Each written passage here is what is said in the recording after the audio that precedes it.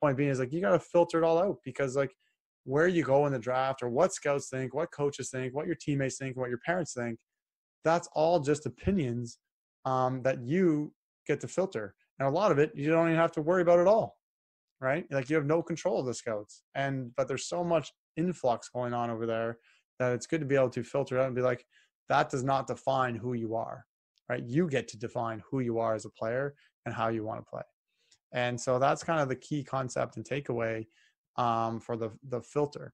Now, the other piece that I think goes hand in hand with that, that's really quite interesting, I started using this analogy this week, is we often sometimes feel like there's a leash on us, right? Like our coach has a short leash, like, oh, I can't make a mistake, coach is going to yell at me, or I can't make a mistake, coach is going to bench me, or, you know, some this and that's going to happen. Or you're even like holding yourself back, like, I'm not sure if I can do it. And you just feel like things are holding you back from playing free, from making mistakes, because you got to play safe, because, you know, you're worried, or you feel like the coach is going to get mad at you, or your teammates, right? So we often have that feeling. And anytime you have that feeling, that's not going to be helpful for you for playing. And so the funny analogy here is, well, like clearly there is no leash. Like there's literally no leash on you, and there's literally nobody holding you back, yet it feels that way. So one of the funny things to do is like, hey, there is no leash. You know, screw that. That's outside of my bubble. Let it go. There's nobody holding me back, and relax and just go and play.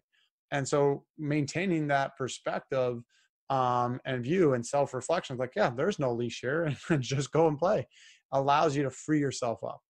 And so now you can play the way you want to play, instead of being like, oh man, like a coach or other people or scouts, and you feel like there's a burden on you or people holding you back. That's not true. There isn't. Nobody's holding you back. Like maybe a coach can hold you back from some playing time, but when you go out on the ice, he can't touch you. That makes sense? He literally can't hold you back. You get to decide how you play and the shifts that you get, right? And so that's what becomes important.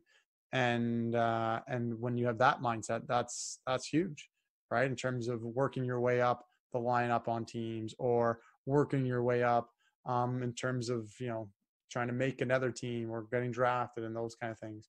You want to learn to be able to differentiate and filter out what other people think, and remember and realize there is nothing holding you back. And so therefore you can just relax and go out and play. And then that will then also tie full circle into like the fear of making mistakes and accepting and letting go of all that, remembering that you're human. But I think that was a big one that